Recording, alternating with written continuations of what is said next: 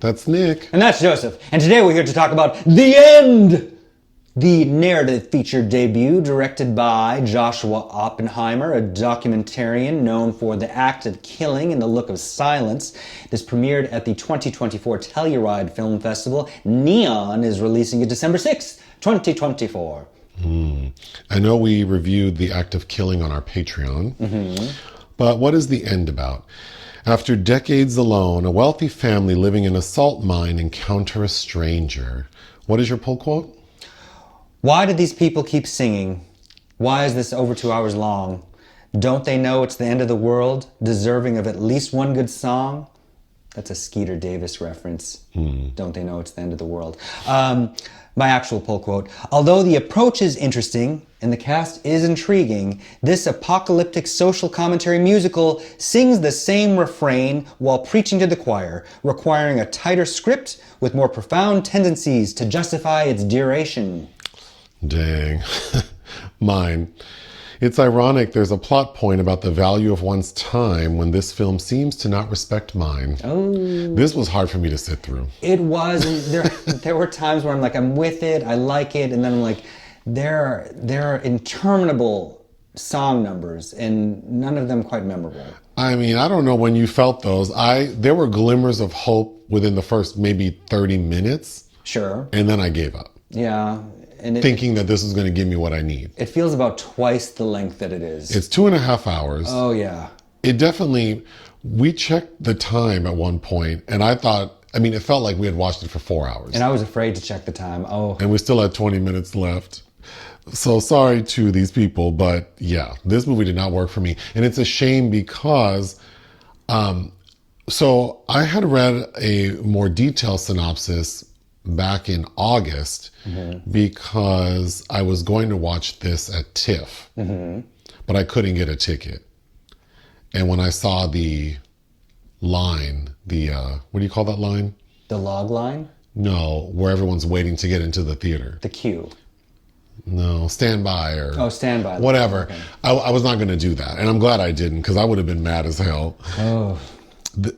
But the plot is like a post-apocalyptic story with this wealthy family living in a bunker. So that's what I knew about the movie, and I knew it was a musical. And then it stars Tilda Swinton, so I thought, oh, this will be fun. Not only that, Swinton also produced it, but it has a ton of EPs, including Werner Herzog, James Marsh, and Sam Mendes. I mean, a lot of people put time and energy into this. I don't even know that I would say this is a big swing and a miss. This just feels like someone had an idea and they were going to see it to the end, whether or not it worked. I appreciate a big swing. And, I remember when the project was announced, Tilda Swinton in a musical directed by Oppenheimer. I've been intensely interested to see it. And then there were rumblings, about, I was at Venice, and everybody's like, there's a reason it's not at the Venice Film Festival in competition, which is what people were expecting it to be. And again, I really did want to like it, and I like its sentiments at heart, but I just think the execution of it feels so repetitive. The story. It would appear it's modern time, and this family, which is comprised of Michael Shannon, the dad, his wife Tilda Swinton, and their son George MacKay. And we can see that they're a wealthy family living in like a doomsday bunker, but it's like a mansion. And we understand that the world life as we knew it ceased to exist. But they're not in there alone. They have a lady who's referred to as the friend. Bronagh Gallagher. Tilda Swinton's friend. She also happens to be a gourmet chef. Then they have a doctor. Lonnie James. Then there's a gentleman who appears to be like the butler / handyman. Tim McInnerny. Okay, so they're all there, and the opening of the film is them just living their, perfect life. They're painting and decorating this, what looks like a mansion. When we cut to them doing what looks like a fire drill, preparing for, any sort of emergency. And they're bebopping along when one day a girl shows up. That's how she's referred to in the subtitles. Yeah, none of them have character names. No. Yeah. But she's not a girl. She's a young lady, this black woman. Moses Ingram. Mm-hmm. And they explain to each other, and they remind each other, minus the girl, and to the audience, saying that they've always had a plan, because they've been in this bunker for 20 plus years, that the only way they're going to exist is if they don't invite new people in. Mm-hmm. So what are they going to do with her? And as the audience, it's like, oh my gosh, is this going to get dark? Like, are they going to kill her? But they soften to her primarily because George MacKay's character, this presumably 20-something who's never left the bunker, is intrigued by her. Mm-hmm. And their relation grows to the point where he's fallen in love with her. And they're sexual. But everything culminates in...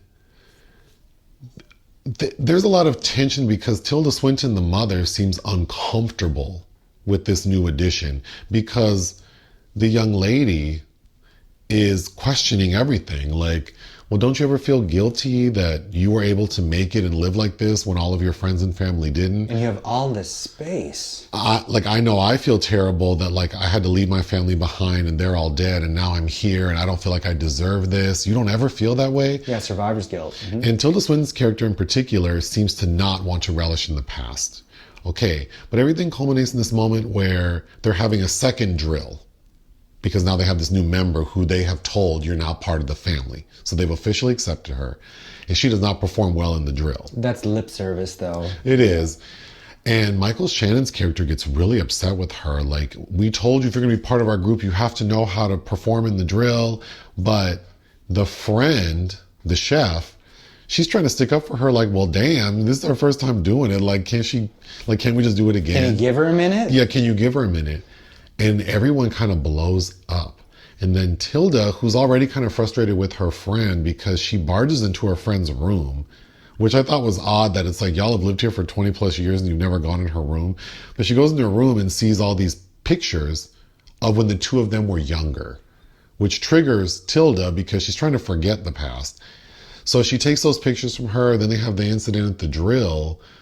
So as they're arguing at the drill, Tilda tells her friend, like, if you don't shut the hell up, I'm going to tell your truth. And she does. Well, the friend's like, well, I'll tell it. I'll tell it myself. She tells on herself, yeah. Which is that George MacKay sees the friend as like his best friend, mm-hmm. even though she's like his mother's age. Because that's the only lady he's known besides his mother.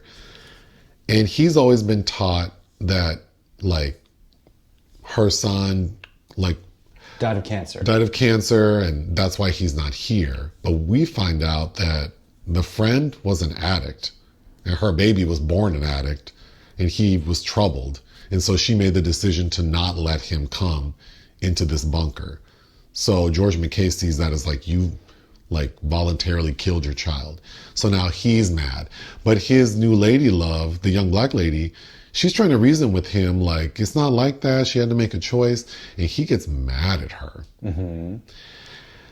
The friend ends up killing herself. She overdoses on pills because they have a doctor there that gives out prescription medication. And then Michael Shannon kind of has a moment with Tilda because Tilda's threatening to tell his truth, because a big subplot is that part of why the world ended, and it's kind of vague, but we understand that it was due to like the fight for energy and fossil fuels or something, and something like there was an environmental disaster that caused the world to end.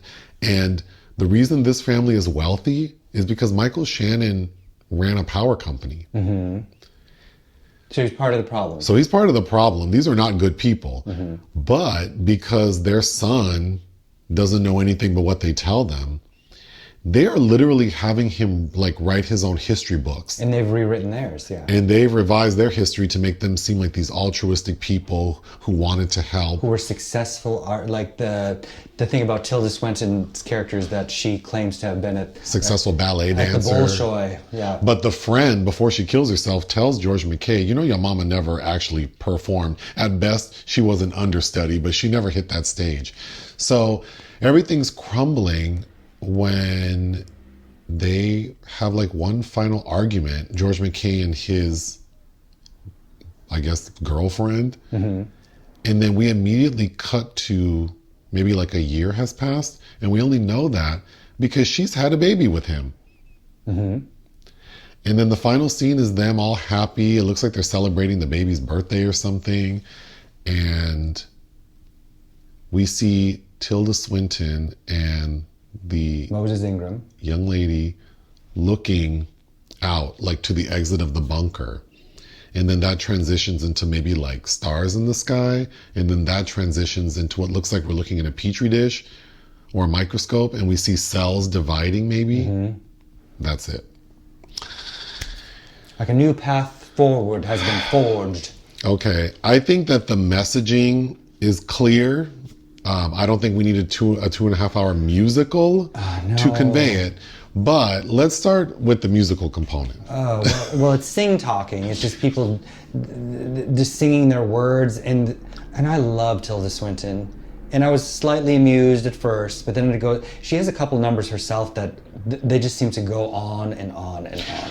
Well, here's the thing. I don't mind musicals, but I think you either love them or hate them, or maybe you're in the middle like me, where it's like I don't mind. Mm-hmm. But I think for a lot of people who don't like them or who are in the middle. A criticism I often hear is like, oh, I don't like when they just seem to burst into song for no reason. And that's what this film is. Except it's not bursting, it's like trickling into song. Oh, God. And then exactly the way these songs begin, it's like you can see it coming. And every time, well, after the first time, I'm just like, no, not another one. You can see it coming like an outbreak of something. Like when you know you're about to get a blemish. Yeah. But then they're not even songs. They're just singing the dialogue. So they're not memorable. No one would ever be able to sing these songs because there are no hooks. There are no melodies. There are not, but there are at least two numbers where I'm like, oh, if we had actual singers performing, like belting these out, that might have been something. Yes, and then George MacKay, I think he does the best with all of this. I agree. And he's the one who has two numbers that are more upbeat. Mm-hmm. And there's a little bit of dancing. There's some physicality. That was a reprieve, but certainly not enjoyable. No, it just elongates it. But even the passages of dialogue, I'm like, we're dancing around the exact same point. It's repetitive. It's too, as I'm repeating myself, it's too repetitive. And it's not that hard to get into the subtext of this story, but I think there is something here, but it needed a much tighter edit and a scrubbing or two of the script. Yeah. I'm just going to start going through my notes. The film opens with a quote from T.S. Eliot. The poet. The houses are all gone under the sea. The houses are all gone under the hill. Mm-hmm. What does that mean to you?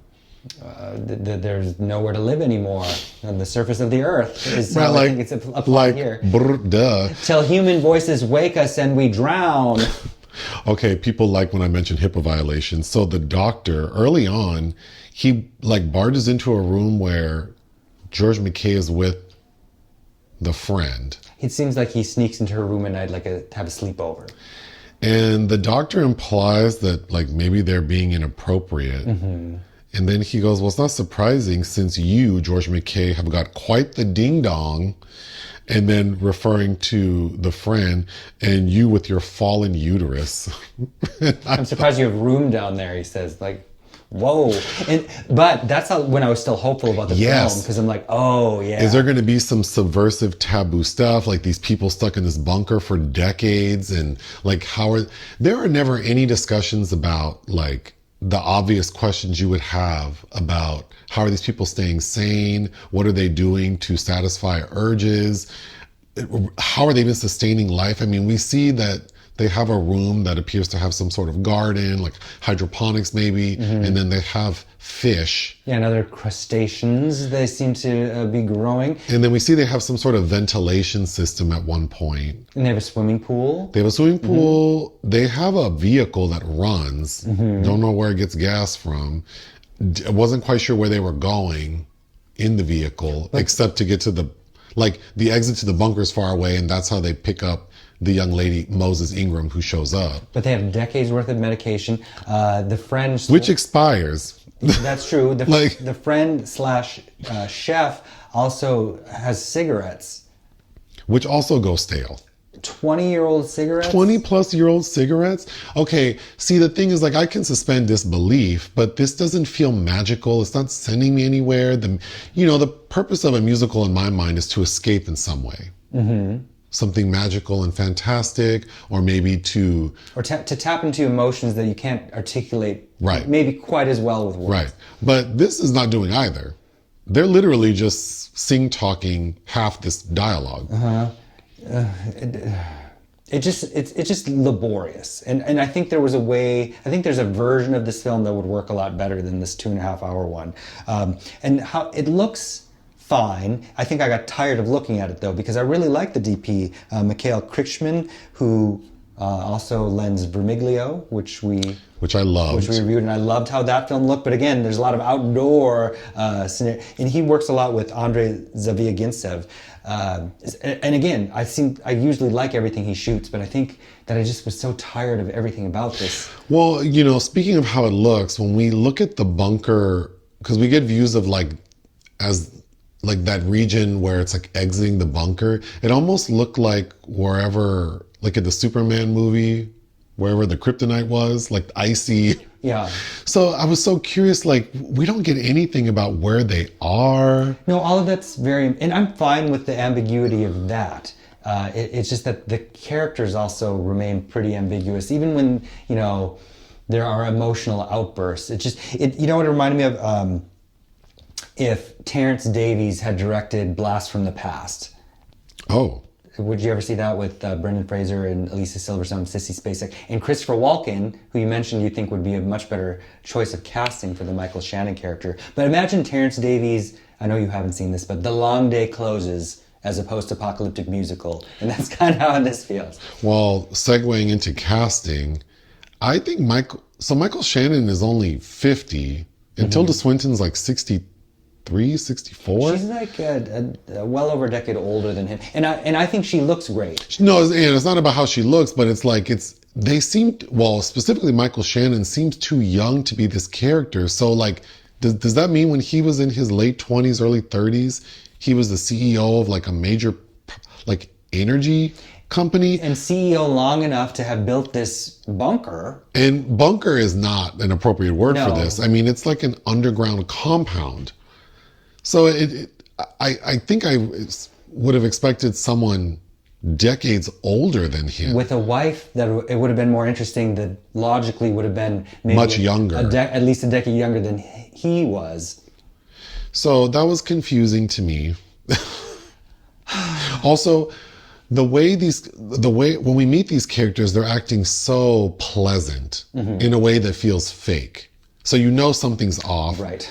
And they're very preoccupied with like redecorating a particular room with artwork and... Well, the mother has all of this actual artwork, and part of their ritual is that they shift things around, and it opens with her being really fussy over this painting. She's like, oh, isn't this kitschy? It's like, well, you're the one that curated this. So then of course I'm thinking, oh, there's something really dark beneath this.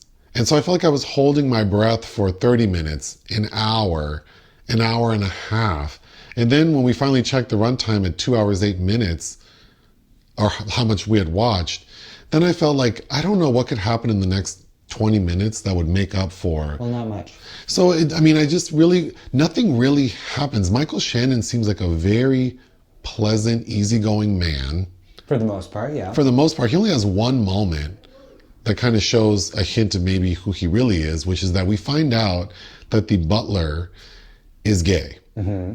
And he doesn't explicitly say that, but he talks about like, well, you know how I am, the butler talking to George McKay.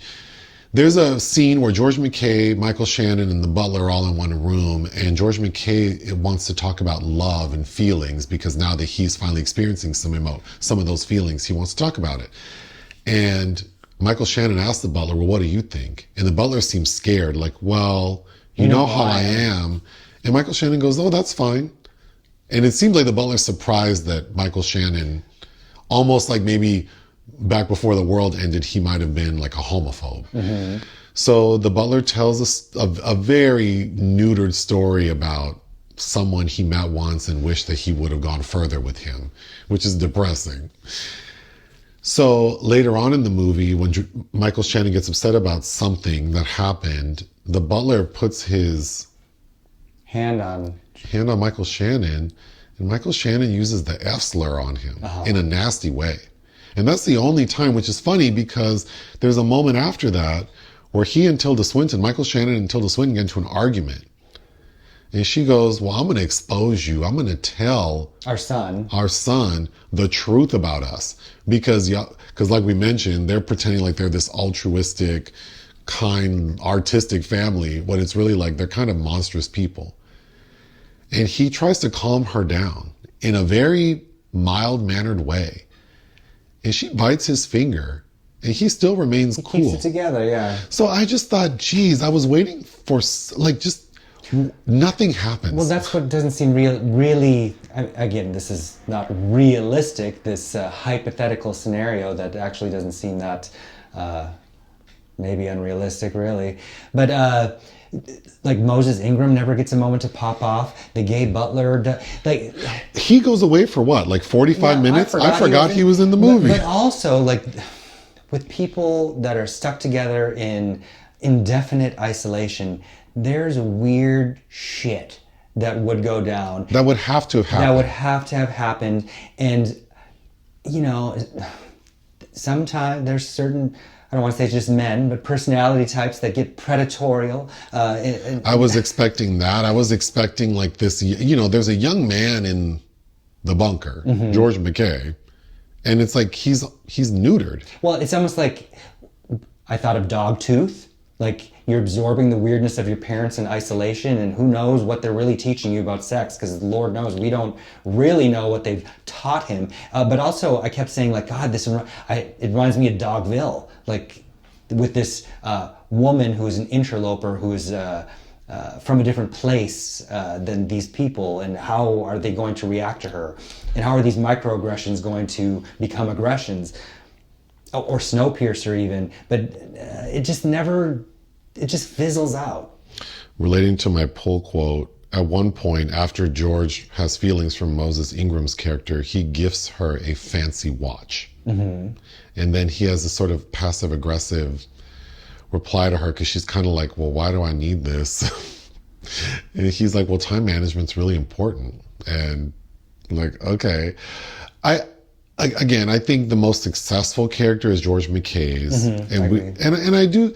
So the symbolism is very obvious, right? Like relating to class, race, status. I think it's important to have had this black woman show up and kind of like throw a wrench in their plans. It's very clear that Tilda Swinton's very concerned about preserving her way of life, and that this black woman's going to interrupt that. Having the gay character feel like it kind of makes sense that he's gone from the story for a long time, because it's like, well, he's kind of invisible. I think the black doctor, he kind of acts like a disgruntled servant because he's very mouthy with everyone. All of these things make sense. The fact that Tilda shows her true colors to her supposed best friend by threatening to like kind of hold over her head that, you know, like this horrible thing that she had to do with her son. It all makes sense, but I just don't know that we needed 2.5 hours of sing talking to convey these very basic ideas. Well, it's that clinging to this way of preserving life is actually ruining it. Like, we need community, we need others, and that is how we evolve, and how clearly as a species, assuming the end is indicating that there's been we're forging forward with a new path, a new recipe in our DNA. Yeah. There was a moment, like maybe in the halfway point, when Moses Ingram's character, they're all sitting at dinner, and she's asking Tilda about like her family. And Tilda gets upset, like, I don't want to talk about the past. And George chastises Moses, like, that's not appropriate conversation. And then we come to find out that the fight that Michael Shannon and Tilda Swinton has is about how he airs her out saying, well, you're the one who let your family stay out there and die. You thought they were trash. You thought they were trash. And then I thought, okay, well, you know, obviously the symbolism of this woman having found this amazing life, like elitist life, and probably embarrassed of where she came from. But then it's like, I feel like even that, I mean, at that point it was too late, but like, why couldn't, I don't know, for a movie to be so long and to have so few characters, I was expecting us to get, especially being a musical, because most musicals, it's like everyone has their moment. And then you get to learn more about them. And so for this to not even do like that. Well, and then Moses Ingram is this woman.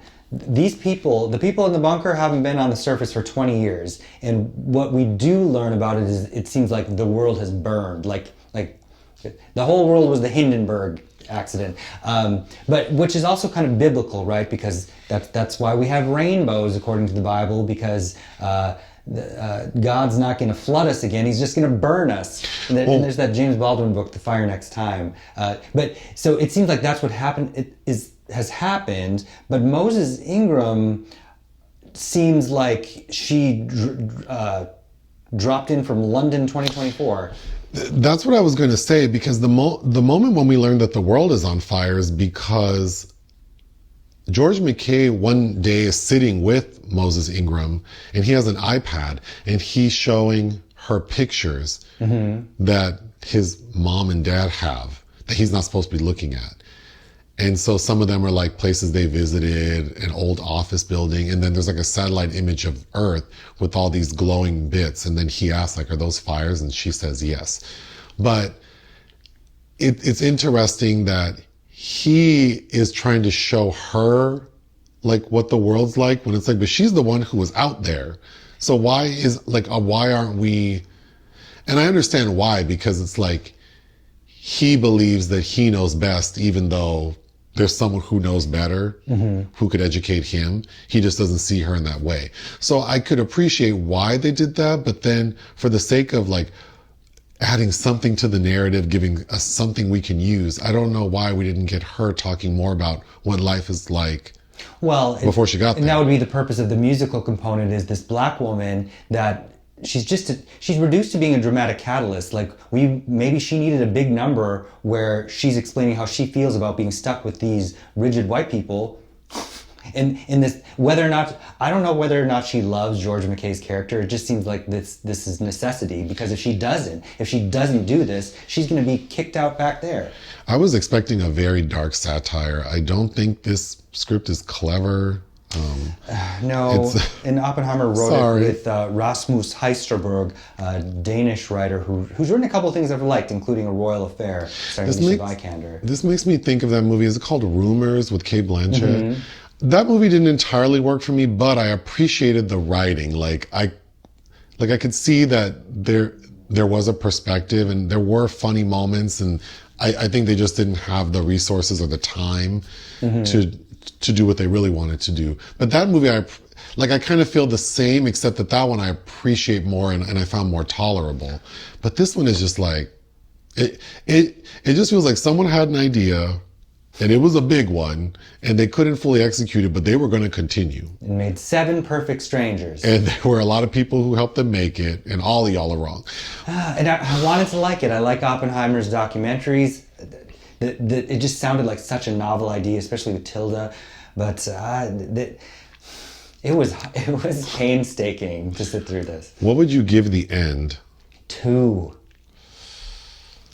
It was really hard for me to finish this movie. I would give it 1.5 out of 5. Join us on Patreon and listen to our podcast. Bye.